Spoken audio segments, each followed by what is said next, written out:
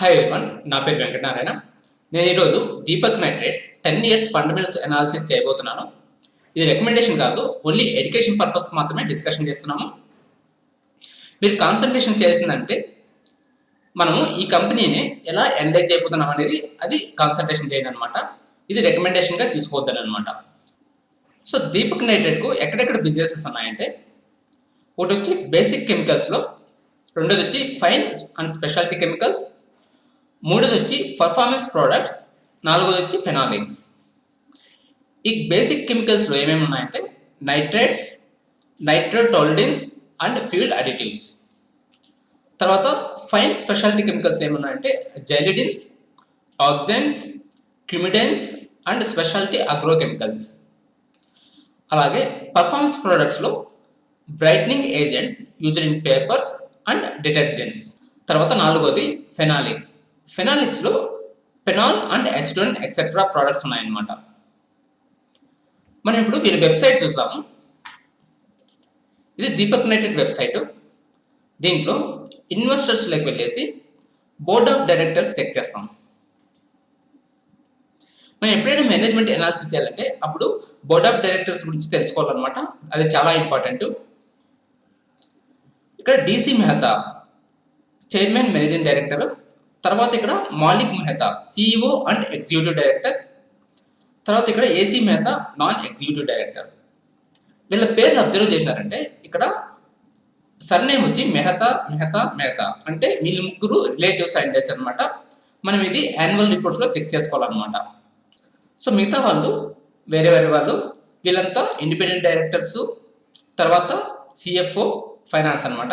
First DC Mehta, ఈయన qualification వచ్చి science graduate from the university of Bombay. So ఈయనకు 40 years experience ఉందన్నమాట.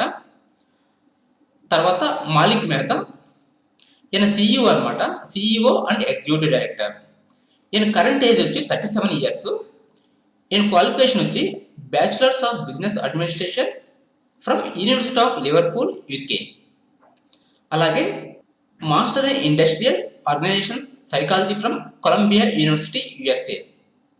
అలాగే he has done his MBA from Harvard University, Boston, USA. So ఈయనకు 10 years experience ఉందన్నమాట. So ఇది positive points. ఈయన education details చూస్తే ఒకటి వచ్చి బ్యాచులర్స్ బిజినెస్ అడ్మినిస్ట్రేషన్ యూకేలో చేసినాడు, తర్వాత masters in industrial and organizational psychology from Columbia University, USA చేసినాడు.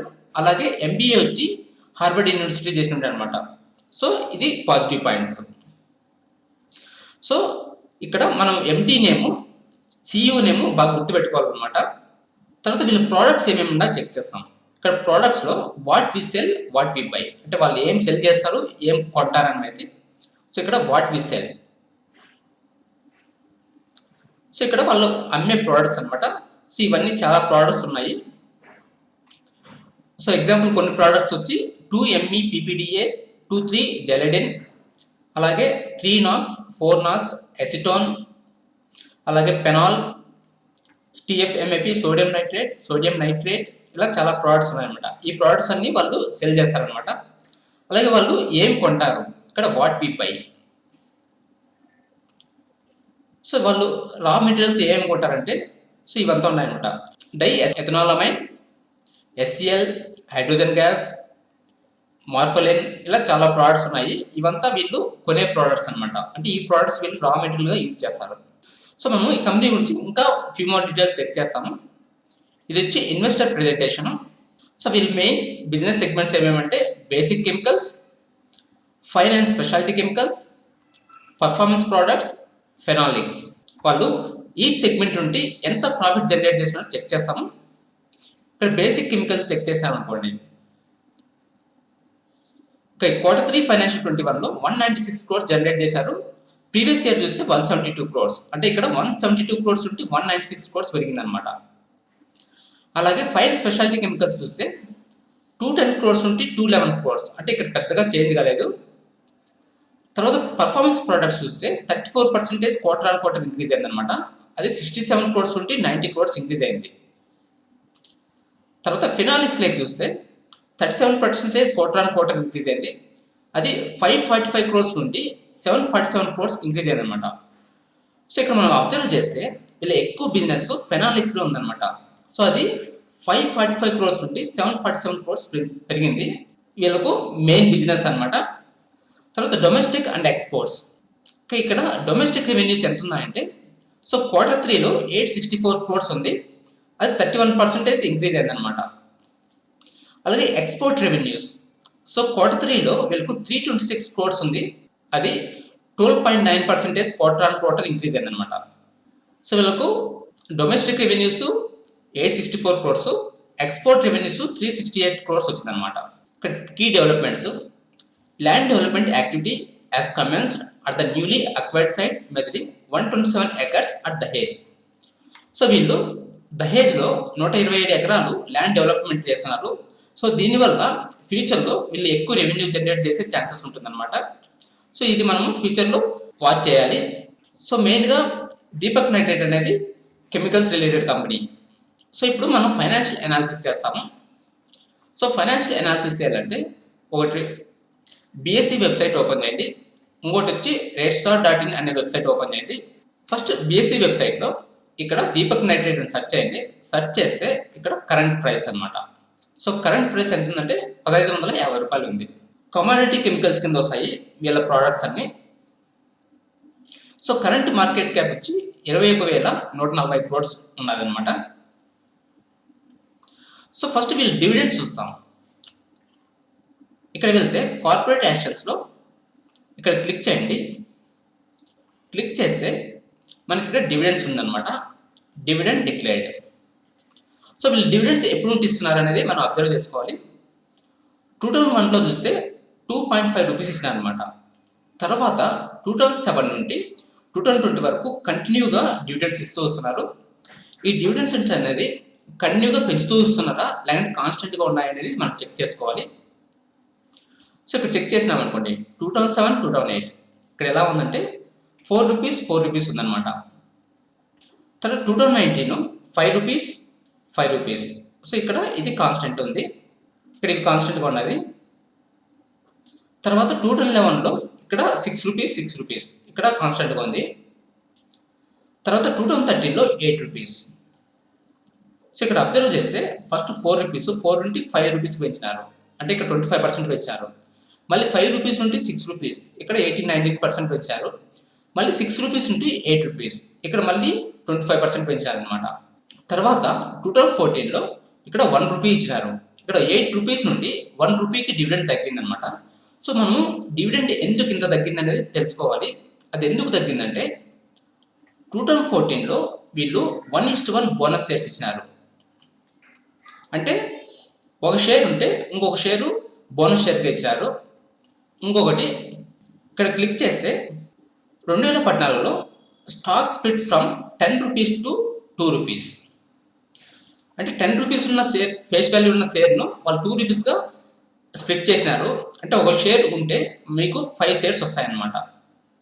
సో అప్పుడు 10 రూపీస్ 2 రూపీస్ అయితే 5 షేర్స్ వస్తాయి. అలాగే ఇక్కడ ఒక షేర్కు ఇంకో షేర్ బోనస్ వచ్చింది, అంటే ఆల్రెడీ ఒక షేర్ను స్ప్లిట్ చేస్తే 5 షేర్స్ వచ్చినాయి, మళ్ళీ 5 షేర్స్కు 5 షేర్స్ బోనస్ వచ్చాయి అనమాట. అంటే ఒక షేర్ వల్ల మీకు 10 షేర్స్ టోటల్గా ఉన్నట్టు అనమాట. సో దానివల్ల ఇక్కడ వాళ్ళు 8 రూపీస్ నుండి 1 రూపీ డివిడెండ్ వచ్చింది. అప్పుడు మీకు ఒక షేర్ 10 షేర్స్ స్ప్లిట్ చేసినారు కాబట్టి మీకు 10 రూపీస్ వచ్చింది అనమాట. అంటే 1 రూపీ ఇస్తే ఇంటూ 10 వేసుకుంటే 10 రూపీస్ ఇచ్చినట్టు లెక్క. సో ఇది ఇంపార్టెంట్ పాయింట్, మనం నోట్ చేసుకోవాలి. Okay, first is bonus. Bonus ఎప్పుడు ఇచ్చారంటే 2014లో 1:1. అలాగే స్ప్లిట్. సో స్ప్లిట్ ఎలా జరిగిందంటే 10 రూపీస్ నుండి 2 రూపీస్ చేసినారు. అంటే ఒక షేర్ ఉందనుకోండి, ఒక షేర్ను 5 పార్ట్స్గా చేసినట్టు, అప్పుడు మీకు ఒక షేర్ ఉంటే మీకు 5 షేర్స్ వచ్చినట్టు అనమాట. తర్వాత అలాగే 1:1 ఇచ్చినట్టు, అంటే మీ దగ్గర ఉన్న 5 షేర్స్ 1:1 అంటే మీకు 10 షేర్స్ అవుతాయి అనమాట. అంటే 5 షేర్స్కు 5 షేర్స్ బోనస్ షేర్స్. టోటల్గా మీ దగ్గర ఒక షేర్ ఉంటే మీకు టోటల్గా 10 షేర్స్ వస్తాయన్నమాట. సో దీనివల్ల మీకు మీ దగ్గర ఉన్న షేర్స్ క్వాంటిటీ పెరుగుతుందన్నమాట.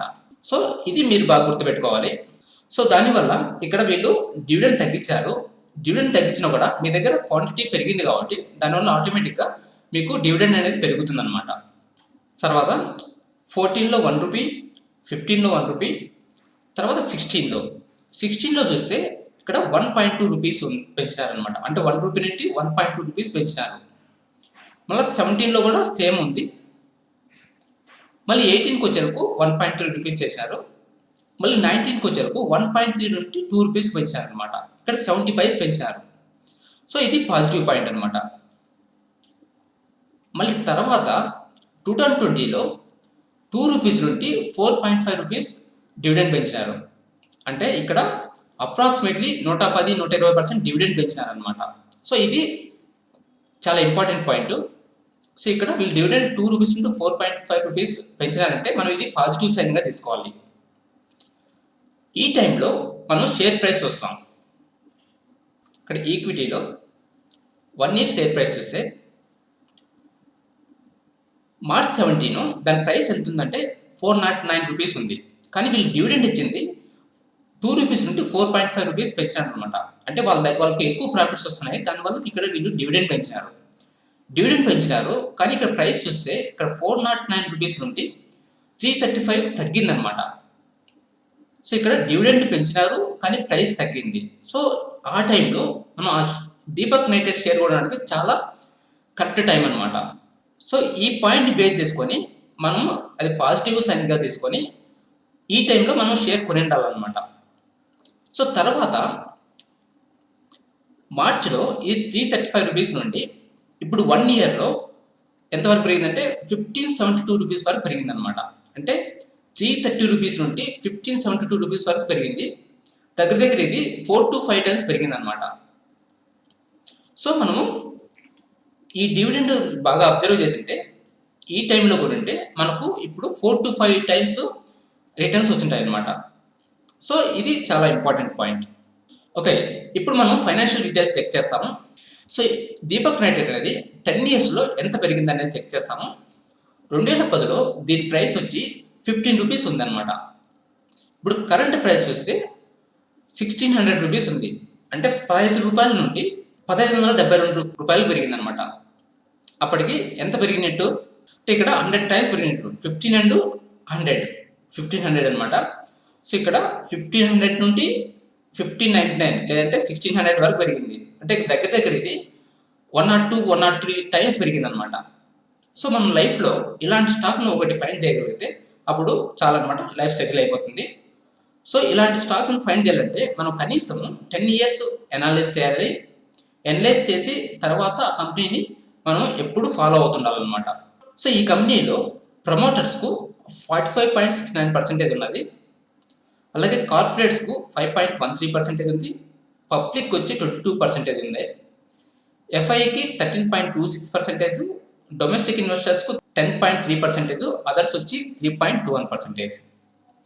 సో ఇక్కడ ప్రమోటర్స్కు 45.69%, అంటే 51% కన్నా తక్కువ ఉందన్నమాట. ఇది ఒక డ్రాబ్యాక్ అనమాట. మామూలుగా ఏదైనా కంపెనీలో ప్రమోటర్స్కు మినిమం 51% ఉంటే అది పాజిటివ్ సైన్ అనమాట. కానీ ఇక్కడ ప్రమోటర్స్కు 45% ఉంది కాబట్టి సో ఇది ఒక నెగిటివ్ సైన్. ఇప్పుడు మనము 10 ఇయర్స్ ఫైనాన్షియల్ అనాలిసిస్ చేస్తాము. సో ఆ డీటెయిల్స్ ఏమంటే ఇక్కడ యాన్యువల్ రిజల్ట్స్ ఉన్నాయి. యాన్యువల్ రిజల్ట్స్లో మనం 2011 నుండి 2020 వరకు చెక్ చేస్తాము. సో నార్మల్గా మనము కన్సాలిడేటెడ్ రిజల్ట్స్కు ఎక్కువ ఇంపార్టెన్స్ ఇవ్వాలి. కానీ ఇక్కడ దీపక్ నైట్రేట్ కన్సాలిడేటెడ్ రిజల్ట్స్ 2015 నుండి 2020కి మాత్రమే ఉంది. కానీ మనం 10 ఇయర్స్ చెక్ చేయాలి కాబట్టి స్టాండర్డ్ రిజల్ట్స్ చెక్ చేస్తాము. సో స్టాండర్డ్ రిజల్ట్స్ 2011 నుండి 2020 వరకు ఉన్నది. సో ఇప్పుడు మనం దీని మీద ఫోకస్ చేస్తాం. సో ఫస్ట్ థింగ్ ఏమంటే సేల్స్. సో నెట్ సేల్స్ ఎలా పెరిగింది 10 ఇయర్స్లో అది చెక్ చేస్తాం. సో 2011లో చూస్తే 672 crores ఉంది. అదే 2020కి వచ్చేందుకు 2229 crores ఉంది. అదే లాస్ట్ 12 months చూస్తే 1808 crores అనమాట. ఇక్కడ వాళ్ళ నెట్ సేల్స్ 10 ఇయర్స్లో 672 crores నుండి 2229 crores పెరిగిందనమాట. సో ఇది పాజిటివ్ పాయింట్. సో ఆ నెట్ సేల్స్ గ్రోత్ అనేది ఎలా ఉందో చెక్ చేస్తాం. ఇక్కడ 11 నుండి 12 చూస్తే 17% పెరిగిందనమాట. మళ్ళీ ఇక్కడ 29% పెరిగింది, 24% పెరిగింది. సో ఇక్కడ 17 to 29, 29 to 24. ఓకే, ఇది బాగుంది. తర్వాత 24 నుండి సడన్గా ఇది 4% తగ్గిందనమాట. మళ్ళీ ఇక్కడ 0.6% తగ్గింది. మళ్ళీ ఇక్కడ నెగిటివ్లో అయిపోయింది అనమాట, -7.7% తగ్గిందనమాట. సో ఇక్కడ వీళ్ళు ఈ 3 ఇయర్స్లో ఈ కంపెనీ పర్ఫార్మెన్స్ సరిగ్గా లేదనమాట. సో ఇక్కడంతా చాలా బాగుంది. తర్వాత 3 ఇయర్స్ ఇక్కడ తగ్గింది. మళ్ళీ సడన్గా 18 నుండి మళ్ళీ పెరిగిందనమాట. అది నెగిటివ్లో 7.7% నుండి 18% పెరిగింది. మళ్ళీ 23%, 24%. సో ఈ 3 ఇయర్స్ మళ్ళీ బాగా పర్ఫామ్ చేసింది. మళ్ళీ ఇక్కడ లాస్ట్ 12 months 17% తగ్గిందనమాట. సో ఇక్కడ మనం రీజన్స్ ఫైండ్ చేయాలన్నమాట. మనం ఎక్కువ ఇంపార్టెన్స్ ఇవ్వాల్సింది ఏమంటే ఇక్కడ పెరుగుతూ వచ్చింది, ఇక్కడ ఎందుకు పెరిగింది అనేది రీజన్ తెలుసుకోవాలి. తర్వాత ఇక్కడ 3 ఇయర్స్ తగ్గిందనమాట. సో ఇక్కడ ఎందుకు తగ్గింది అనేది తెలుసుకోవాలి. తర్వాత మళ్ళీ ఇక్కడ సడన్గా పెరిగిందనమాట. సో మళ్ళీ ఇక్కడ రీజన్ తెలుసుకోవాలి. మళ్ళీ లాస్ట్ 12 monthsలో తగ్గిందనమాట.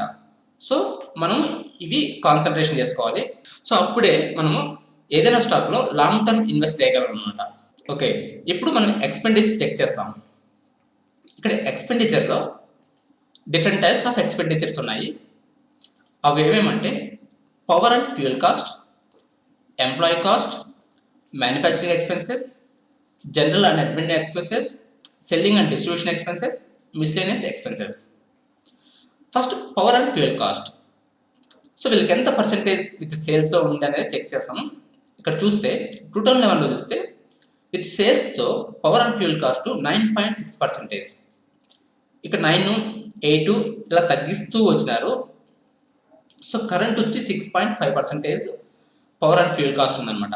అంటే 2011లో 9.6% ఉండేది, కరెంటు 6.5%, అంటే అప్రాక్సిమేట్లీ 2 to 3% తగ్గించారనమాట. సో ఇది పాజిటివ్ సైన్. తర్వాత ఎంప్లాయీ కాస్ట్ చూస్తే 2011లో వాళ్ళు స్పెండ్ చేసింది 6.8% విత్ సేల్స్, ప్లస్ 6%, 6 అలాగే అన్ని 6% రేంజ్లో ఉండి ఇక్కడ 7%, 8%, 9%, 9%. సో ఇక్కడ తక్కువ ఉండేసి మళ్ళీ ఇక్కడ నుండి ఎంప్లాయీ కాస్ట్ పెరుగుతూ పోయిందనమాట. సో ఈ ఎంప్లాయీ కాస్ట్ అనేది ఎందుకు పెరిగిందని మనం చెక్ చేసుకోవాలన్నమాట. సో అది 2 విధాలుగా ఉండొచ్చు అనమాట. ఒకటి ఎంప్లాయీ శాలరీస్ పెరగడం వల్ల ఎంప్లాయీ కాస్ట్ పెరిగిండొచ్చు, లేదంటే మేనేజ్మెంట్ శాలరీస్ పెరగడం వల్ల ఎంప్లాయీ కాస్ట్ పెరిగిండొచ్చు అనమాట. సో ఎంప్లాయీ శాలరీ పెరగడం వల్ల పెరిగితే ఓకే అనమాట. అలా కాకుండా మేనేజ్మెంట్ శాలరీ పెరిగి దానివల్ల ఎంప్లాయీ కాస్ట్ పెరిగితే మనం దానికి రీజన్ ఫైండ్ తెలుసుకోవాలన్నమాట. అంటే నార్మల్గా మేనేజ్మెంట్కు ప్రాఫిట్స్ ఎక్కువ వస్తే దాంట్లో కమిషన్ బేస్డ్ ఉంటుంది. సో ఆ కమిషన్ వల్ల వీళ్ళకు ఎంప్లాయీ కాస్ట్ పెరిగే ఛాన్సెస్ ఉంటుంది అనమాట. అంటే ప్రాఫిట్స్ ఎక్కువ వస్తే ఎక్కువ కమిషన్ ఉంటుంది, లాస్ వస్తే కమిషన్ అనేది ఉండకపోవచ్చు అనమాట. సో మనం అది యాన్యువల్ రిపోర్ట్స్లో రీజన్ ఫైండ్ చేయాలన్నమాట. మళ్ళీ 2019 నుండి తగ్గించినారనమాట. అది 9% నుండి 8.85% వచ్చింది. తర్వాత ఇప్పుడు కరెంట్ వచ్చి 7.8%.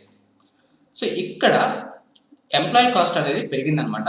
సో దీనిలకు మనం యాన్యువల్ రిపోర్ట్స్లో రీజన్ ఫైండ్ చేయాలన్నమాట. అంటే వాళ్ళ ఎంప్లాయీ కాస్ట్ ఎందుకు పెరిగింది అనేది ఇక్కడ రీజన్ ఫైండ్ చేయాలి. తర్వాత మ్యానుఫ్యాక్చరింగ్ ఎక్స్పెన్సెస్, ఇక్కడ పర్సంటేజ్ ఆఫ్ సేల్స్. సో 2011లో 4.4%, 4.3, 4.5 అలా ఉంది. సో ఇక్కడ 4.9%. సో తర్వాత 5.9%, 6%. ఈ 2 ఇయర్స్లో మ్యానుఫ్యాక్చరింగ్ ఎక్స్పెన్సెస్ పెరిగిందనమాట. సో ఇక్కడ మనం రీజన్ ఫైండ్ చేసుకోవాలి. తర్వాత మళ్ళీ వాళ్ళు తగ్గిస్తూ వచ్చారు. సో కరెంట్ వచ్చి 4.6%. ఇది పాజిటివ్ సైన్ అనమాట. అంటే మధ్యలో 1 or 2 years పెరిగింది, మళ్ళీ తగ్గించినారనమాట. సో ఇది పాజిటివ్ పాయింట్. సో తర్వాత general and admin expenses. So ఇక్కడ 3.3%, 2.6, 2.6 తగ్గించినారు. తగ్గిస్తూ వచ్చి తర్వాత మళ్ళీ పెరిగింది అనమాట. ఇక్కడ 2 years పెరిగింది, మళ్ళీ ఇక్కడ తగ్గిస్తూ వచ్చారనమాట. ఇది పాజిటివ్ పాయింట్. తర్వాత సెల్లింగ్ అండ్ డిస్ట్రిబ్యూషన్ ఎక్స్పెన్సెస్ ఇక్కడ 1.8, 1.7 అలా ఉంది. తర్వాత ఇక్కడ పెరుగుతుంది 2.3, 2.6, 2.4, 4, 3. సో ఇక్కడ చూసినారంటే ఇక్కడ 2 years ఇది బాగా పెరిగిందనమాట. సో తర్వాత మళ్ళీ తగ్గిస్తూ వచ్చినారు. సో ఈ 2 years ఎందుకు పెరిగిందనేది మనం ఫైండ్ చేయగలి. తర్వాత మిస్లేనియస్ ఎక్స్పెన్సెస్ ఇక్కడ చూస్తే 0.7, 0.7 ఇలా ఉంది. సో అంతా 0.7లో ఉంది కాబట్టి మనం దీన్ని ఎక్స్క్లూడ్ చేసుకోవచ్చు. మనం ఇప్పుడు ఈ సేల్స్ తర్వాత ఎక్స్పెన్సెస్ నుండి ఏం అండర్స్టాండింగ్ చేసుకోవచ్చు అంటే, ఇక్కడ సేల్స్ చూసినాం అనుకోండి 2015, 16, 17 ఇక్కడ సేల్స్ అనేది 3 ఇయర్స్ బాగా తగ్గిందనమాట. సో అలాగే ఎంప్లాయీ కాస్ట్ చూసుకున్నా కూడా ఇక్కడ 15, 16, 17, 18 ఎంప్లాయీ కాస్ట్ అనేది పెరిగిందనమాట. అలాగే మ్యానుఫ్యాక్చరింగ్ ఎక్స్పెన్స్ తీసుకున్నా కూడా ఇక్కడ 16, 17 అనేది పెరిగింది. సో జనరల్ అడ్మిన్ ఎక్స్పెన్స్ తీసుకున్నా కూడా ఈ 2 ఇయర్స్ అనేది బాగా పెరిగింది అనమాట. సో సెల్లింగ్ డిస్ట్రిబ్యూషన్ ఎక్స్పెన్స్ కూడా ఈ 2 ఇయర్స్ అనేది బాగా పెరిగింది. సో వీళ్ళకు 16, 17లో చాలా ఎక్కువ ఎక్స్పెన్సెస్ వచ్చాయన్నమాట. సో ఎందుకు అన్ని ఎక్స్పెన్సెస్ వచ్చాయనేది మనము యాన్యువల్ రిపోర్ట్స్లో చెక్ చేసుకోవాలన్నమాట. అప్పుడే మనము లాంగ్ టర్మ్లో ఇన్వెస్ట్ చేయగలం. తర్వాత other income. So other income అనేది వీళ్ళ మెయిన్ బిజినెస్ కాకుండా వీళ్ళు ఏదైనా అసెట్స్ సెల్ చేసినా లేదంటే వేరే సర్వీసెస్ ద్వారా ఏమన్నా వస్తే దాన్ని అదర్ ఇన్కమ్ అంటారు. సో మనం ఏదైనా కంపెనీని సేల్స్ గ్రోత్, రెవెన్యూ గ్రోత్ అనేది ఎక్కువ ఉండాలి, అదర్ ఇన్కమ్ అనేది తక్కువ ఉంటే బాగుంటుంది అనమాట. సో ఇక్కడ other income 6 crores, 4 crores, 13 crores ఇలా ఉంది. So 10 crores, 11 crores, 5 crores. So మనం ఇక్కడ ఈ సేల్స్తో కంపేర్ చేస్తే ఈ అదర్ ఇన్కమ్ అనేది చాలా తక్కువ ఉందన్నమాట. సో మనం దీన్ని ఇగ్నోర్ చేసుకోవచ్చు అనమాట. తర్వాత ఇంట్రెస్ట్. సో 2011లో వీళ్ళు ఇంట్రెస్ట్ ఎంత పే చేశారంటే 7 crores పే చేసినారు. తర్వాత 11 crores, 27 crores, 37 crores, 39 crores. So ఇక్కడంతా ఇంట్రెస్ట్ అనేది పెరుగుతూ పోయిందనమాట. మళ్ళీ ఇక్కడ తగ్గింది, మళ్ళీ ఇక్కడ పెరిగిందనమాట. సో మళ్ళీ ఇక్కడ తగ్గించినారనమాట. సో ఇక్కడ మనం అర్థం చేసుకోవాల్సింది వీళ్ళ ఇంట్రెస్ట్ 13 నుండి 16 వరకు పెరుగుతూ పోయింది, తర్వాత 17లో తగ్గింది, మళ్ళీ 18, 19లో పెరిగిందనమాట, మళ్ళీ ఇక్కడ తగ్గించినారు. సో ఇక్కడ ఎందుకు ఇంట్రెస్ట్ పెరిగిందనేది మనం తెలుసుకోవాలి. అంటే వీళ్ళు అప్పులు చేసి అప్పుతో ఏమన్నా ఎక్స్పాండ్ చేసినారా? సో ఎక్స్పాండ్ చేసింటే సో ఫ్యూచర్లో ఆ ఎక్స్పాన్షన్ వల్ల కంపెనీకి రెవెన్యూస్ ఎక్కువ జనరేట్ అయ్యే ఛాన్సెస్ ఉంటుంది, దానివల్ల ఫ్యూచర్లో ఎక్కువ ప్రాఫిట్స్ వచ్చే ఛాన్సెస్ ఉంటుంది అనమాట. అది పాజిటివ్ అనమాట. సో ఇక్కడ వీళ్ళు అప్పు తీసుకొని ఆ అప్పు దేనికి యూజ్ చేసినారని మనం తెలుసుకోవాలి. సో ఇక్కడ 2020 అలాగే లాస్ట్ 12 months వస్తే వీళ్ళు ఇంట్రెస్ట్ అనేది చాలా తక్కువ పే చేస్తున్నారు, అంటే ఇక్కడ వీళ్ళు డెప్ట్ అనేది చాలా తగ్గించినారు అనమాట. సో ఇది పాజిటివ్ పాయింట్. తర్వాత ప్రాఫిట్ బిఫోర్ ట్యాక్స్. 2011లో వీళ్ళకు 36 crores ప్రాఫిట్ బిఫోర్ ట్యాక్స్ వచ్చింది. తర్వాత 31 crores, 52 crores, 58 crores, 67, 91. సో ఇక్కడ పెరుగుతూ వచ్చిందనమాట. ఇది పాజిటివ్ పాయింట్. సో తర్వాత 91 crores నుండి తగ్గిందనమాట. సో ఇక్కడ మనం రీజన్ ఫైండ్ చేయాలి. ఇంతకుముందు ఆల్రెడీ చెక్ చేసినాము. సో వీళ్ళకు 15, 16, 17లో సేల్స్ తగ్గినాయి, అలాగే 16, 17లో వీళ్ళకు employee cost, manufacturing cost, admin cost ఇవంతా పెరిగిందనమాట. సో దానివల్ల ఇక్కడ ప్రాఫిట్ బిఫోర్ ట్యాక్స్ అనేది తగ్గింది. తర్వాత ఇక్కడ 18, 19, 20 చూస్తే సేల్స్ అనేది పెరిగింది. సో దానివల్ల ఇక్కడ వీళ్ళకు ప్రాఫిట్ బిఫోర్ ట్యాక్స్ అనేది కూడా బాగా పెరిగిందనమాట. ఇది పాజిటివ్ పాయింట్. సో ఈ 3 years అనేది బాగా పర్ఫామ్ చేసిందనమాట. సో వీళ్ళకి ప్రాఫిట్ బిఫోర్ ట్యాక్స్ ఎక్కడ తక్కువ వచ్చిందంటే 2011 నుండి 2016 వరకు బాగా పెరుగుతూ వచ్చింది. తర్వాత 2017లో మాత్రం తగ్గింది. సో తర్వాత మళ్ళీ 2018 నుండి ఇక్కడ పెరుగుతూ వచ్చిందనమాట. సో ఇది positive point. So last 12 months వీళ్ళకు 501 crores ప్రాఫిట్ బిఫోర్ ట్యాక్స్ వచ్చిందనమాట. సో ఇక్కడ tax rate. So tax rate అనేది చాలా ఇంపార్టెంట్. అంటే ఏదైనా కంపెనీకి ప్రాఫిట్స్ వస్తాయంటే ఆ ప్రాఫిట్స్కు వీళ్ళు ట్యాక్స్ కరెక్ట్గా పే చేస్తున్నారు లేదనేది చెక్ చేసుకోవాలి. 2019 వరకు కార్పొరేట్ ట్యాక్స్ రేట్ ఎంత ఉందంటే 35% ఉంది. 2019 తర్వాత కార్పొరేట్ ట్యాక్స్ రేట్ను 25% తగ్గించినారనమాట. సో మనం అది దృష్టిలో పెట్టుకోవాలి. ఇక్కడ ట్యాక్స్ రేట్. సో 2011లో వీళ్ళు 30% పే చేస్తున్నారు, తర్వాత 26%, 28, 34. ఇక్కడంతా చెక్ చేసినామంటే కార్పొరేట్ ట్యాక్స్ రేట్కు దగ్గరగా ఉందన్నమాట. ఇది పాజిటివ్ పాయింట్. సో తర్వాత ఇక్కడ 21%, 28, 25. సో ఈ 3 yearsలో వీళ్ళు తక్కువ పే చేసినారనమాట ట్యాక్స్. సో ఎందుకు తక్కువ పే చేసినారనేది మనం తెలుసుకోవాలి. సో ఎందుకు తక్కువ పే చేసినట్టు అంటే ఇక్కడ వీళ్ళు ఈ 3 yearsలో వీళ్ళ బిజినెస్ అనేది సరిగ్గా జరగలేదన్నమాట. సో దానివల్ల ఇక్కడ ట్యాక్స్ రేట్ అనేది కూడా తగ్గిందనమాట. సో ఇది మనం యాన్యువల్ రిపోర్ట్స్లో చెక్ చేసుకోవాలి. సో తర్వాత 2018 నుండి 31%, 35%. సో ఇక్కడ వీళ్ళు ట్యాక్స్ అనేది కరెక్ట్గా పే చేశారనమాట. సో ఇది పాజిటివ్ సైడ్.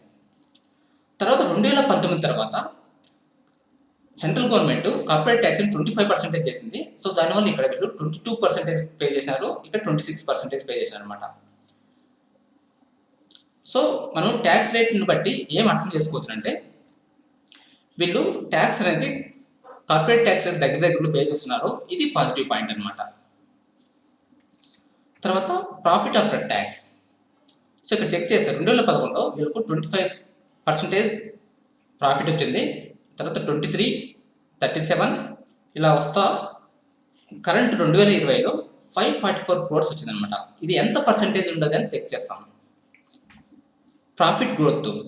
సో ఇక్కడ 2011 నుండి 12 వరకు ఎంత పెరిగిందంటే 25 కోట్ల నుండి 23 కోట్లు తగ్గిందనమాట, అంటే 10% తగ్గింది. తర్వాత -10% నుండి 63% పెరిగిందనమాట, ఇది పాజిటివ్ పాయింట్. తర్వాత మళ్ళీ ఇక్కడ 1% తగ్గిందనమాట. సో ఇక్కడ మన రీజన్ ఫైండ్ చేయాలి. తర్వాత 38 crores నుండి 53 crores పెరిగింది, అంటే 1% నుండి 39% పెరిగింది అనమాట. మళ్ళీ 21%, 69. సో ఇక్కడంతా బాగుందనమాట. తర్వాత ఇక్కడ 69% నుండి -24%, అంటే 110 crores నుండి 83 crores తగ్గిందనమాట. సో ఇక్కడ ఎందుకు తగ్గింది అనేది మనం ఫైండ్ చేయాలి. సో ఎందుకు తగ్గింది ఉండొచ్చు అంటే, సో ఇక్కడ చెక్ చేస్తాం. ఇక్కడ profit of tax 110 crores, next ఇయర్లో 83 crores అనమాట. సో ఇక్కడ ప్రాఫిట్ బిఫోర్ ట్యాక్స్ తీసుకుంటే ఇది వీళ్ళకు 73 crores ఉందన్నమాట, కానీ ఇక్కడ 110 crores ప్రాఫిట్ ఆఫ్టర్ ట్యాక్స్ ఉంది, అంటే ఇక్కడ దగ్గర 40 crores పెరిగిందనమాట. అది ఎందుకు పెరిగింది అనేది మనం తెలుసుకోవాలి. అంటే ఇక్కడ వీళ్ళకు ట్యాక్స్ బ్యాక్ వచ్చిండొచ్చు అనమాట. సో బ్యాక్ రావడం వల్ల ఇక్కడ ట్యాక్స్ తక్కువ పే చేసినారు, సో దానివల్ల వీళ్ళకు ప్రాఫిట్ ఆఫ్టర్ ట్యాక్స్ అనేది పెరిగిందనమాట. సో అది రీజన్. సో ఇక్కడ ఎక్కువ ట్యాక్స్ పే చేసినారు కాబట్టి వీళ్ళకు ప్రాఫిట్ ఆఫ్టర్ ట్యాక్స్ అనేది తగ్గింది. సో మనం దీన్ని బట్టి మనం ఇక్కడ అర్థం చేసుకోవాల్సింది ఏమంటే, ఇక్కడ వీళ్ళు తక్కువ ట్యాక్స్ పే చేసినారు, సో దానివల్ల ప్రాఫిట్ ఆఫ్టర్ ట్యాక్స్ అనేది పెరిగింది. ఇక్కడ ఎక్కువ ట్యాక్స్ పే చేశారు, దానివల్ల ప్రాఫిట్ ఆఫ్టర్ ట్యాక్స్ అనేది తగ్గిందనమాట, దానివల్ల ఇక్కడ ప్రాఫిట్ తగ్గిందనమాట. సో ఇది రీజనబుల్. తర్వాత ఇక్కడ 83 crores నుండి 138 crores పెరిగిందనమాట, సో ఇది పాజిటివ్ పాయింట్. తర్వాత ఇక్కడ 294% పెరిగింది, సో మళ్ళీ ఇక్కడ తగ్గిందనమాట. సో ఇక్కడ ఎందుకు తగ్గింది అనేది మనం రీజన్ ఫైండ్ చేసుకోవాలి. తర్వాత ప్రాఫిట్ మార్జిన్. సో ప్రాఫిట్ మార్జిన్లో సో 2011లో చూస్తే 3.8%, 2.9%, 3.7% ఇట్లా తక్కువగా ఉందన్నమాట ప్రాఫిట్ మార్జిన్. 3%, 2%, 3, 3, 4, 4. సో ఇక్కడ వరకు వీళ్ళ ప్రాఫిట్ మార్జిన్స్ అనేది చాలా తక్కువ ఉందన్నమాట. సో తర్వాత ఇక్కడ 2017లో వీళ్ళకు ప్రాఫిట్ మార్జిన్స్ అనేది 9%, 6%, 8%, 24%, 20%. ఈ ఇయర్స్లో వీళ్ళ ప్రాఫిట్స్ మార్జిన్స్ అనేది చాలా పెరిగిందనమాట. సో ఈ ప్రాఫిట్ మార్జిన్స్ అనేది ఎందుకు ఇంత పెరిగింది అనేది మనం రీజన్ ఫైండ్ చేయగలగాలి. సో ఇంతకుముందు అనేది ప్రాఫిట్ మార్జిన్స్ అనేది చాలా తక్కువ ఉంది, సడన్గా 2015 నుండి ప్రాఫిట్ మార్జిన్స్ అనేది చాలా పెరిగిందనమాట. సో వాళ్ళ బిజినెస్ 2016 వరకు ఏముంది, 2017 తర్వాత ఏం చేంజ్ చేసి ఇలా ప్రాఫిట్ మార్జిన్స్ అనేది ఎక్కువ వస్తున్నాయి అనేది మనము అనలైజ్ చేసుకోవాలి. అంటే 2015 నుండి వీళ్ళు ఏదైనా స్పెషాలిటీ కెమికల్స్ మ్యానుఫ్యాక్చర్ చేస్తూ దానివల్ల వాళ్ళు ఎక్కువ మార్జిన్స్ గెట్ చేస్తుండొచ్చు అనమాట, ఇది పాజిటివ్ పాయింట్. సో ఇప్పటి వరకు మన డిస్కషన్స్ యాన్యువల్ రిజల్ట్స్ నుండి ఏం అబ్జర్వ్ చేసినామంటే net sales. So net sales అనేది వీళ్ళకు చాలా బాగుండదు. సో ఇక్కడ 2012 to 2014 సేల్స్ అనేది బాగుందన్నమాట. సో అది నోట్ చేసుకుందాము. So sales increase from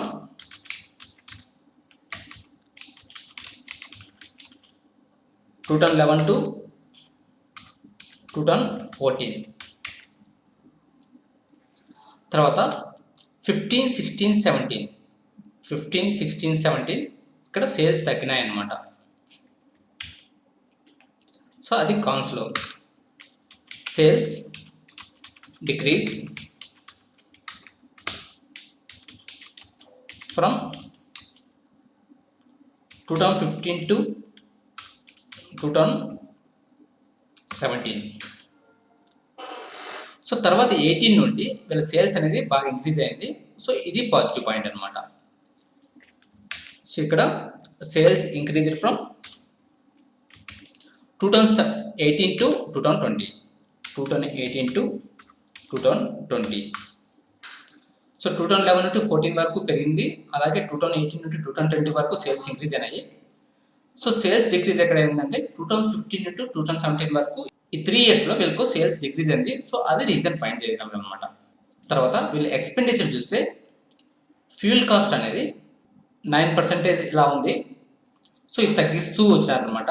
so ఇది positive point. So fuel cost అనేది 2011 నుండి 2020 వరకు తగ్గిస్తూ వచ్చినారు. ఇది positive point. Okay, fuel cost decrease.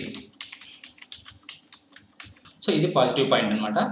So తర్వాత మ్యానుఫ్యాక్చరింగ్ ఎక్స్పెన్సెస్ అనేది ఇక్కడ పెరుగుతూ వచ్చి తర్వాత తగ్గించారనమాట. సో ఇది positive point.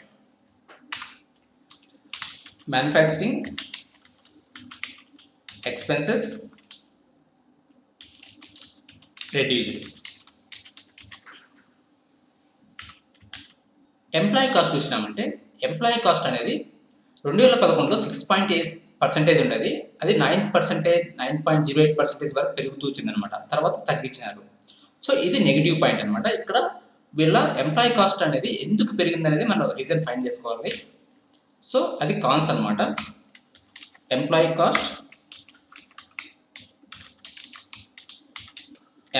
Cost increase. So this is negative point.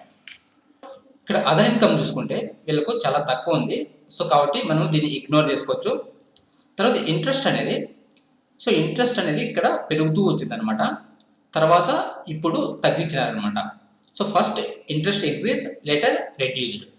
అంటే ఇక్కడ ఇంట్రెస్ట్ పెరుగుతూ వచ్చింది. ఆ ఇంట్రెస్ట్ ఎందువల్ల పెరిగిందో అది మనం రీజన్ ఫైండ్ చేసుకోవాలి. వాళ్ళు చేసిన అప్పు ఏదైనా కంపెనీ ఎక్స్పాన్షన్కు యూజ్ చేసి ఉంటే అది పాజిటివ్ పాయింట్ అనమాట. సో తర్వాత ఇక్కడ డెప్ట్ అనేది తగ్గించినారు. ఇది పాజిటివ్ పాయింట్. సో డెప్ట్ డిక్రీజ్డ్.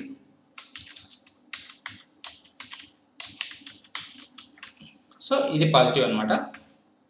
తర్వాత profit before tax. So profit before tax అనేది 36 crores నుండి 706 crores పెంచినారనమాట. సో ఇది పాజిటివ్ పాయింట్. సో ఇక్కడ మాత్రం ఒక సంవత్సరంలో తగ్గిందనమాట. సో అది ఎందుకు తగ్గింది అనేది మనం రీజన్ ఫైండ్ చేసుకోవాలన్నమాట. సో ఇక్కడ చూస్తే సేల్స్ 13.35 crores నుండి 1232 crores తగ్గిందనమాట. సో దీనివల్ల ప్రాఫిట్ బిఫోర్ ట్యాక్స్ అనేది తగ్గింది.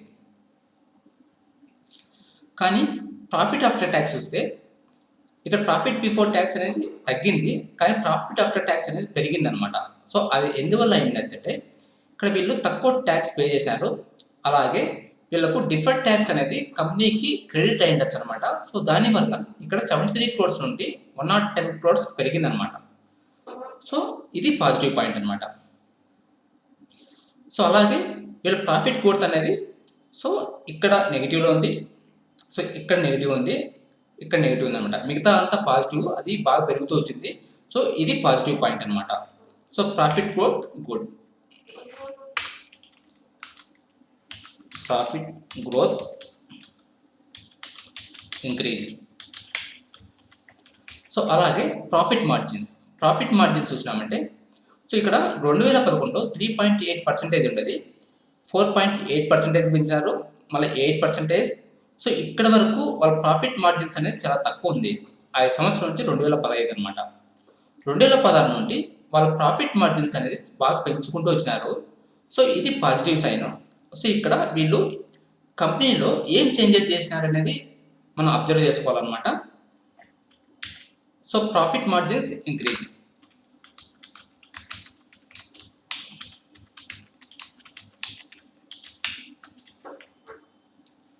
తర్వాత ఇక్కడ ప్రమోటర్స్ ఎంత ఉందంటే 45.69%. ఇది 51% కన్నా తక్కువ ఉంది. ఇది నెగిటివ్ పాయింట్. సో అది ఇక్కడ యాడ్ చేస్తాను. Promoter holding is less. ఇప్పుడు బ్యాలెన్స్ షీట్ చూస్తాము. సో బ్యాలెన్స్ షీట్లో మనకు 2 థింగ్స్ ఉంటాయన్నమాట. ఒకటి వచ్చి లయబిలిటీస్, ఇంకోటి వచ్చి అసెట్స్ అనమాట. ఓకే, లయబిలిటీస్లో మనకు షేర్ హోల్డర్స్ ఫండ్స్ అలాగే లయబిలిటీస్ ఉంటాయి. ఈ షేర్ హోల్డర్స్ ఫండ్స్లో share capital total reserves check చేస్తాం. సో ఇది share capital. So share capital అనేది 2011లో 10.45 crores ఉందన్నమాట. సో ఇది 2014 వరకు సేమ్ ఉందన్నమాట. తర్వాత 2015లో 10.45 crores ఉంటే 20.91 crores పెరిగిందనమాట. సో ఇక్కడ ఎందుకు పెరిగింది అనేది మనం రీజన్ ఫైండ్ చేయగలగాలి. సో ఇక్కడ BSE వెబ్సైట్లోకి వెళ్తే కార్పొరేట్ యాక్షన్స్లో so bonus history 20 June 2014 issue is 1:1. అంటే 2014లో వీళ్ళు 1:1 బోనస్ షేర్స్ ఇచ్చినారు. సో దానివల్ల ఇక్కడ షేర్ క్యాపిటల్ అనేది 10.45 crores నుండి 20.91 crores పెరిగిందనమాట. ఇక్కడ డబుల్ అయిందనమాట. అది ఎందువల్ల అంటే బోనస్ షేర్స్ ఇవ్వడం వల్ల సో ఇక్కడ షేర్ క్యాపిటల్ అనేది పెరిగిందనమాట. తర్వాత 2016లో 20.91 crores నుండి 23.26 crores పెరిగింది. అలాగే 23.26 crores నుండి 26 crores పెరిగిందనమాట. సో ఇక్కడ కూడా మనం రీజన్ ఫైండ్ చేయగలగాలన్నమాట. ఎందుకు ఇక్కడంటే బోనస్ షేర్స్ వల్ల పెరిగింది. ఇక్కడ అది ఎందువల్ల పెరిగింది, ఏమన్నా ప్రమోటర్స్ ఏమన్నా వారెంట్స్ తీసుకొని ఏమన్నా ఇక్కడ ప్రమోటర్షిప్ పెరిగిందా, షేర్ క్యాపిటల్ పెరిగిందా అనేది మనం తెలుసుకోవాలన్నమాట. తర్వాత 2018 నుండి ఇక్కడ కాన్స్టెంట్గా ఉందన్నమాట. 27. సో ఈ 2 yearsలో ఎందుకు పెరిగింది అనేది మనం యాన్యువల్ రిపోర్ట్స్లో చెక్ చేసుకోవాలి. తర్వాత టోటల్ రిజర్వ్స్ చూస్తే 2011లో వీళ్ళ దగ్గర రిజర్వ్స్ ఎంత ఉన్నాయంటే 227 కోట్లు ఉన్నాయి. సో అది పెరుగుతూ వచ్చి కరెంట్ వీళ్ళ దగ్గర 1464 crores రిజర్వ్స్ ఉందన్నమాట. ఇది పాజిటివ్ పాయింట్ అనమాట. సో ఇక్కడ రిజర్వ్స్ చూస్తే 227 crores, 242 crores, అలా ఇక్కడ 705 crores, 916 crores ఉంది. 2019కి వచ్చేలకు 1030 crores అయిందనమాట. మళ్ళీ 2020కి వచ్చేలకు 1464 crores అయిందనమాట. ఇక్కడ వీళ్ళ దగ్గర రిజర్వ్స్ చాలా ఎక్కువ ఉన్నాయి కాబట్టి సో వాళ్ళు డివిడెండ్స్ అనేది 2020లో 2 rupees నుండి 4.5 rupees పెంచినారనమాట. ఇది పాజిటివ్ పాయింట్. తర్వాత ఇక్కడ నాన్ కరెంట్ లైబిలిటీస్ 2011లో 52 crores ఉంది. 2020కి వచ్చేకు 69 crores అనమాట. అంటే మధ్యలో పెంచినారు వీళ్ళు లైబిలిటీస్ అంతా, మళ్ళీ తగ్గించేసినారు అనమాట. సో ఇది పాజిటివ్ పాయింట్. సో ఇక్కడ వీళ్ళు లైబిలిటీస్ ఎందుకు పెంచినారు అనేది మనం రీజన్ ఫైండ్ చేసుకోవాలి. అది ఎక్కడంటే ఇక్కడ చెక్ చేసినాము net block. So net block అంటే ఆ లైబిలిటీస్ వల్ల వాళ్ళు ఏమైనా కంపెనీ ఎక్స్పాండ్ చేసి నెట్ బ్లాక్ ఇంక్రీజ్ చేసినారా లేదా అనేది తెలుసుకోవాలన్నమాట. ఇక్కడ చెక్ చేసినాం అనుకోండి నెట్ బ్లాక్. సో 2011లో 162 crores ఉండేది. తర్వాత 180 crores పెరిగిందనమాట. తర్వాత 325 crores, 460 crores, 548 crores, 597 crores. ఇక్కడ నెట్ బ్లాక్ అనేది పెరిగిందనమాట. అంటే వాళ్ళు కంపెనీ ఎక్స్పాండ్ చేసి ఉంటారు. సో దానివల్ల వాళ్ళు బయట నుండి అప్పులు చేసి సో ఇక్కడ నెట్ బ్లాక్ ఇంక్రీజ్ చేశారు అనమాట. సో నెట్ బ్లాక్ ఇంక్రీజ్ ఏంటంటే ఫ్యూచర్లో రెవెన్యూస్ ఇంక్రీజ్ అయ్యే ఛాన్సెస్ ఉంటుంది. అది పాజిటివ్ పాయింట్ అనమాట. సో తర్వాత ఇక్కడ వీళ్ళు లైబిలిటీస్ అనేది తగ్గించేశారు. ఇక్కడ నెట్ బ్లాక్ అనేది ఇంక్రీజ్ అనమాట. సో ఇది పాజిటివ్ పాయింట్. తర్వాత ఇక్కడ కరెంట్ అసెట్స్లో మనకు 2 things ఉన్నాయి, ఇది ఇంపార్టెంట్. ఒకటి వచ్చి ఇన్వెంటరీస్, ఇంకోటి వచ్చి సన్రీ డెప్టర్స్. సో ఇన్వెంటరీస్ అనేది సేల్స్ పెరుగుతున్నాయంటే ఇక్కడ ఇన్వెంటరీస్ కూడా పెరుగుతూ వచ్చినాయి. ఎప్పుడైనా ఇన్వెంటరీస్ తక్కువ ఉండాలంటే అది పాజిటివ్ పాయింట్, కానీ సేల్స్ పెరుగుతున్నాయంటే ఇన్వెంటరీస్ కూడా పెరుగుతూ వస్తాయన్నమాట. తర్వాత సన్రీ డెప్టర్స్ అంటే రిసీవబుల్స్. ఈ రిసీవబుల్స్ అనేది ఎంత తక్కువ ఉంటే అంత మంచిదన్నమాట. సో నార్మల్గా 15-20% ఉంటే అది చాలా బాగున్నట్టు. 25%, 30% అలా రిసీవబుల్స్ ఉన్నాయంటే అది మనము జాగ్రత్తగా అనలైజ్ చేసుకోవాలన్నమాట. సో రిసీవబుల్స్ అంటే మనము ప్రోడక్ట్స్ కస్టమర్కి సెల్ చేస్తాము. సెల్ చేసిన తర్వాత వాళ్ళు ఎన్ని రోజులు ఇస్తారు, ఎప్పుడు ఇస్తారు అనేది రిసీవబుల్స్ అనమాట. సో మనకు కస్టమర్స్ నుండి రిసీవబుల్స్ ఎంత తక్కువ ఉంటే అంత మంచిదన్నమాట. సో దీనికి మనం ఎక్సెల్ షీట్లో ఒక పర్సంటేజ్ చెక్ చేస్తాము. సో ఇక్కడ సేల్స్ 2011లో సేల్స్ ఎంత ఉన్నాయంటే 672 crores ఉందన్నమాట. అలాగే 2020కి వచ్చేందుకు వీళ్ళ సేల్స్ వచ్చి 2229 crores ఉందన్నమాట. అంటే వీళ్ళు 672 crores నుండి 2229 crores సేల్స్ పెంచారనమాట. ఇది పాజిటివ్ పాయింట్. అలాగే రిసీవబుల్స్ చూస్తే 2011లో వీళ్ళు రిసీవబుల్స్ ఎంత ఉందంటే 127 crores ఉందన్నమాట. అదే 2020కి వచ్చేందుకు 365 crores రిసీవబుల్స్ ఉన్నాయన్నమాట. ఇది మనం పర్సంటేజ్ చెక్ చేస్తాం. అంటే ఈ రిసీవబుల్స్ అనేది సేల్స్లో ఎంత పర్సంటేజ్. 2011లో 19% ఉందన్నమాట. 19%. సో ఇక్కడ 20 కన్నా తక్కువ ఉంది కాబట్టి సో రిసీవబుల్స్ తక్కువ ఉన్నాయి, ఇది మంచిది అనమాట. తర్వాత 13 నుండి చూసుకుంటే 13 to 18. సో ఇక్కడ 23%, 23, 23, 22, 25, 25. ఇక్కడ రిసీవబుల్స్ అనేది చాలా ఎక్కువ ఉందన్నమాట.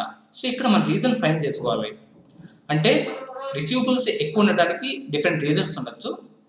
ఒకటి వచ్చి వీళ్ళకు ఏ కంపెనీకి వేరే వాళ్ళ కాంపిటీషన్ వచ్చి వాళ్ళు ఇంకా తక్కువ ప్రైస్లో ఎక్కువ రోజులు రిసీవబుల్స్ ఇచ్చినారనుకోండి, సో అప్పుడు వీళ్ళకి ప్రాబ్లం అవుతుంది అనమాట. సో అప్పుడు కస్టమర్స్కు డిఫరెంట్ ఆప్షన్స్ ఉంటాయి కాబట్టి వీళ్ళు ఈ కంపెనీ దగ్గరే కాకుండా వేరే కంపెనీ దగ్గర కూడా బై చేసే ఛాన్సెస్ ఉంటాయన్నమాట. సో అప్పుడు రిసీవబుల్స్ పెరిగే ఛాన్సెస్ ఉంటుంది.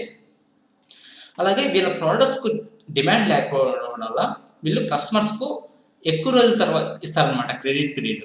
సో అప్పుడు కూడా రిసీవబుల్స్ పెరిగే ఛాన్సెస్ ఉంటుంది అనమాట. సో మనం ఇక్కడ ఈ పీరియడ్ నుండి ఈ పీరియడ్ వరకు ఎందుకు రిసీవబుల్స్ ఎక్కువ ఉండాలనేది మనం యాన్యువల్ రిపోర్ట్స్లో చెక్ చేసుకోవాలన్నమాట.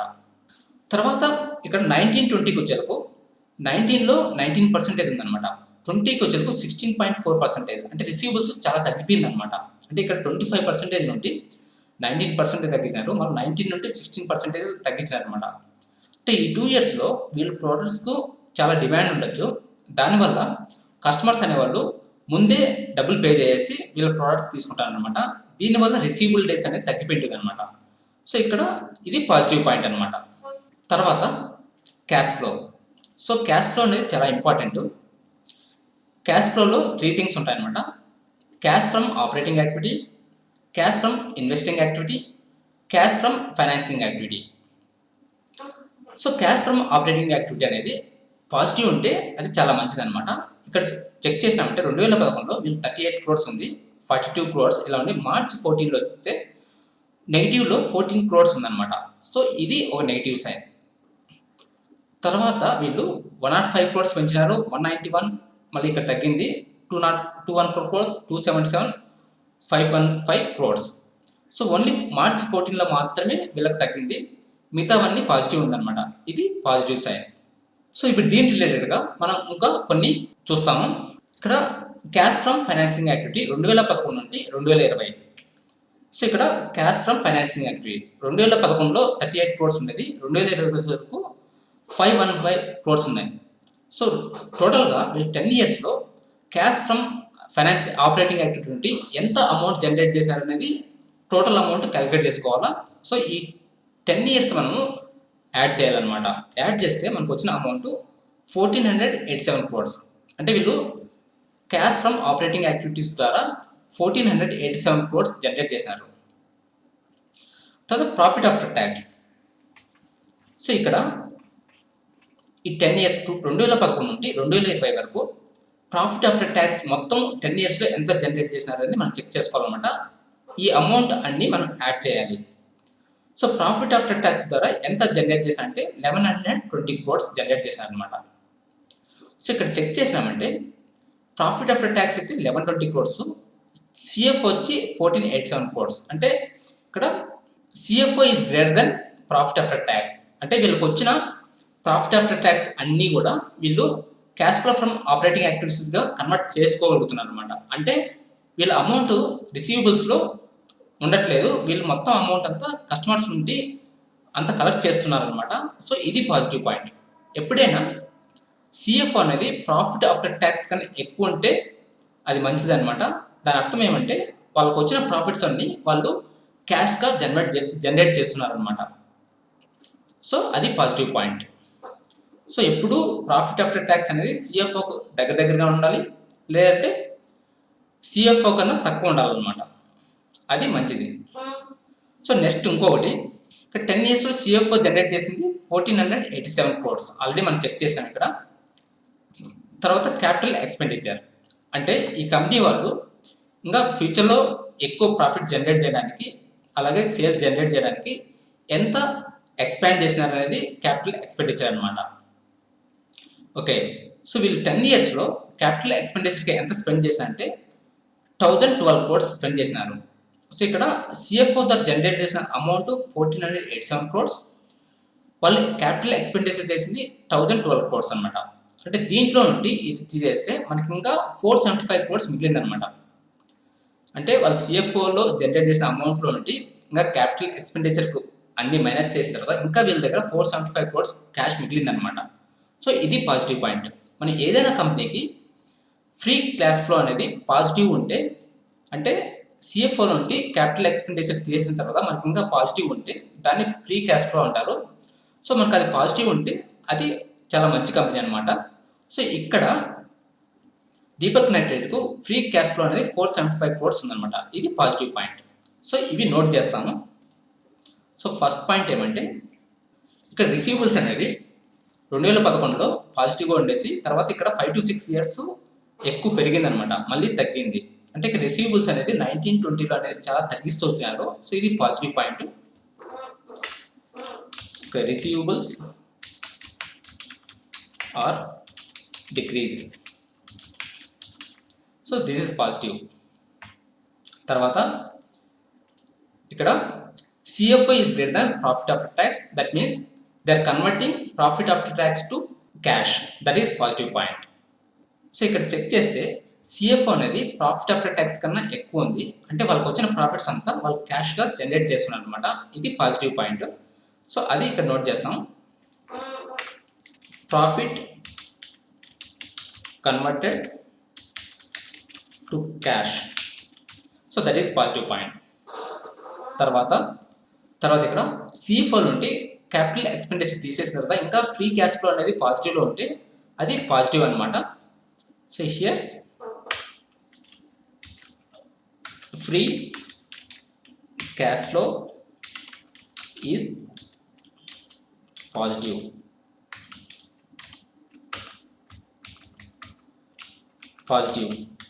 So this is positive sign. తర్వాత ఇక్కడ మనం ఫైనాన్షియల్ డేస్ చెక్ చేస్తాం. Financial days first book value check చేసామంటే 2011లో వీళ్ళు బుక్ వాల్యూ వచ్చి 22 రూపాయలు ఉందన్నమాట.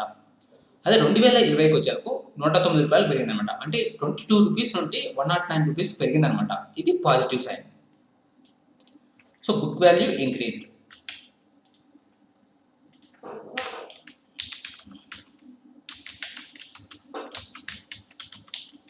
తర్వాత రిటర్న్ ఆన్ అసెట్స్ అనేది ఎంత ఎక్కువ ఉంటే అంత మంచిది అనమాట.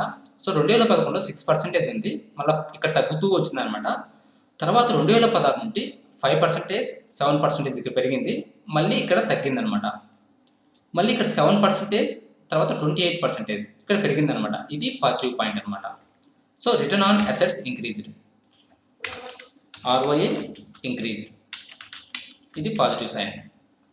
తర్వాత రిటర్న్ ఆన్ ఈక్విటీ తీసుకుంటే ఇక్కడ 11%, 9%, 14 ఉంది. సో కరెంట్ ఇక్కడ 9% నుండి 13% పెరిగింది, 13 నుండి 42% పెరిగింది అనమాట. సో ఇది పాజిటివ్ సైన్.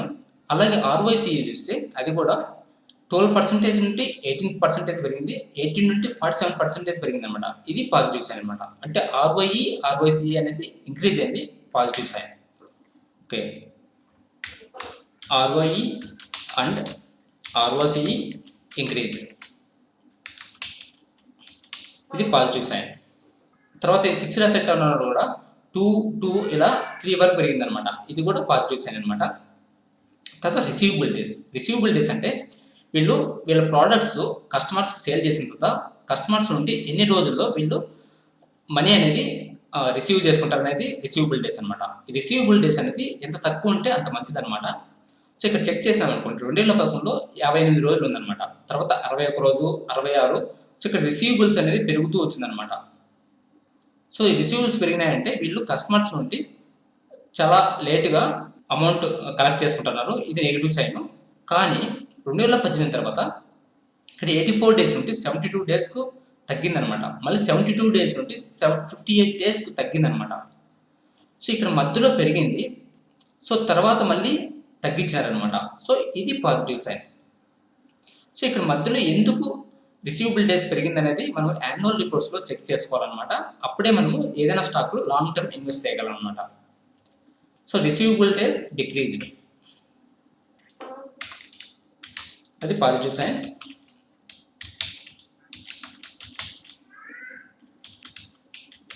తర్వాత ఇన్వెంటరీ డేస్ అనేది సేల్స్ ఇంక్రీజ్ అయ్యే ఇన్వెంటరీ డేస్ కూడా పెరుగుతూ వస్తుంది. కానీ ఎంత తక్కువ ఉంటే అది మంచిది. సో ఇన్వెంటరీ డేస్ చూస్తే ఇక్కడ 30 డేస్ ఉంది, 31 డేస్ ఉంది, 31 డేస్, 30 డేస్, 29 డేస్. సో ఇక్కడ పెరిగిందనమాట, 36, 40, 42. మళ్ళీ ఇక్కడ తగ్గింది, ఇది పాజిటివ్ సైన్ అనమాట. తర్వాత పేబుల్ డేస్ అంటే వీళ్ళు వెండర్స్ నుండి రా మెటీరియల్స్ తీసుకుంటారు.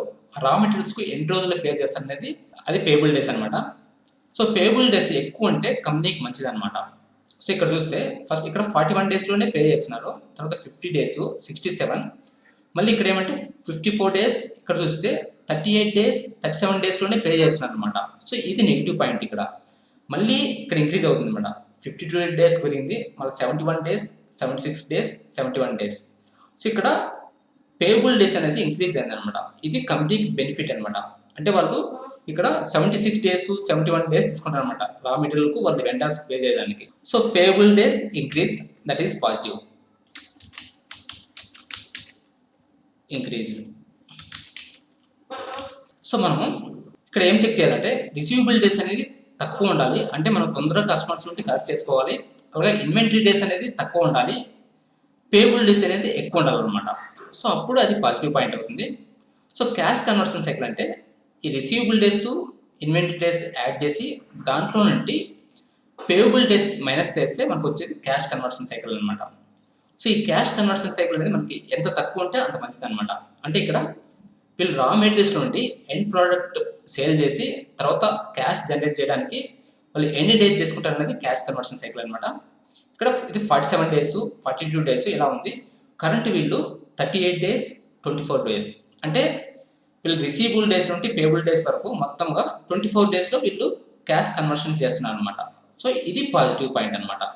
సో క్యాష్ కన్వర్షన్ సైకిల్ అనేది డిక్రీజ్ అయితే మంచిదన్నమాట. Cash conversion cycle decrease. తర్వాత టోటల్ డెబ్ట్ టు ఈక్విటీ. సో డెబ్ట్ టు ఈక్విటీ అనేది ఎంత తక్కువ ఉంటే అంత మంచిది. ఇక్కడ చూసినాం అనుకోండి, సో 2011లో 0.21.